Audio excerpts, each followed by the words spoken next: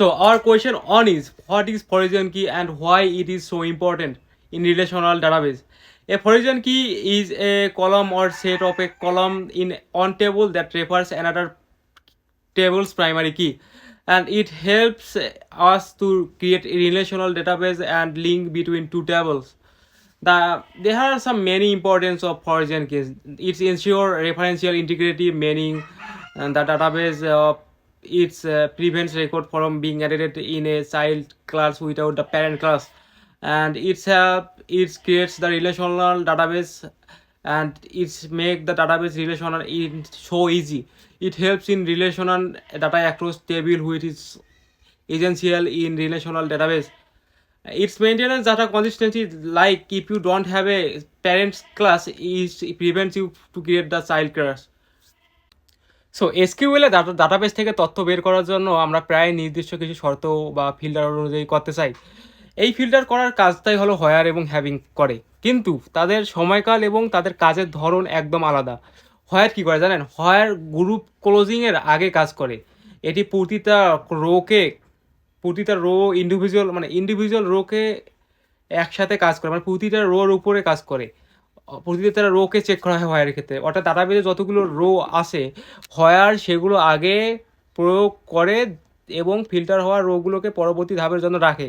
Are having হলো close গ্রুপের পরে কাজ করে, যেমন aggregation function, count, max, average এগুলোর পরে কাজ করে। আর এটা কোনো একটা ডাটা হোয়ার দিয়ে সামারাইজ করে আসার পর দেন ডাটাগুলোকে কীভাবে ফিল্টার করে কোনগুলোকে দেখানো হবে সেটা কাজ করে হ্যাভিং। সো আমাদের নেক্সট কোয়েশ্চেন হলো প্রাইমারি কি কী এবং প্রাইমারি কি এর বৈশিষ্ট্যগুলো কী।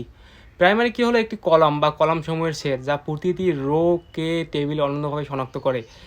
এর অনেকগুলো বৈশিষ্ট্য আছে, তার মধ্যে কয়েকটা বৈশিষ্ট্য হলো এটি সবসময় ইউনিক হয়, তার মানে দুটো প্রাইমারি কি এর মান কখনোই এক হতে পারবে না। আর এটার যে নট নাল আছে, এটা কখনো নট নাল হইতে পারবে না বা এর মান কখনো শূন্য হতে পারবে না।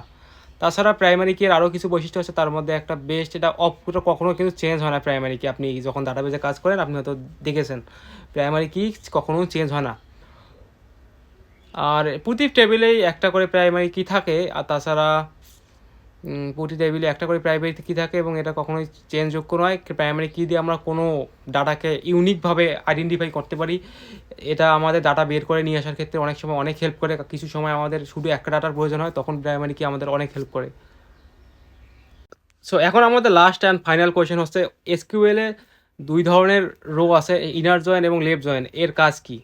সো ইনার জয়েন আর লেফট জয়েন এসকিউএলে শুধুমাত্র এই দুই ধরনের স্পেশাল রো ব্যবহার করা হয়, কারণ হচ্ছে ইনার জয়েন শুধু টেবিলের মাঝে যে মিলের ডাটাগুলো আছে না দুটা টেবিলের মধ্যে, সেগুলোকে রিটার্ন করে। আর লেফট জয়েন কী করে?